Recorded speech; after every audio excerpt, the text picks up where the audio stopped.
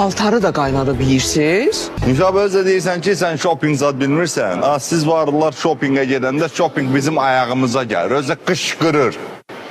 Nə deyir ki? Ne diyecek? Xlor var, xlor, aston, mebel yağı, xlor, demir alırım, demir, qatık var. Biz xlor zad almırıq Fazil. Oradan, bəs paltarı nətər qaynadırsınız? Siz paltarı da qaynadıb yeyirsiniz?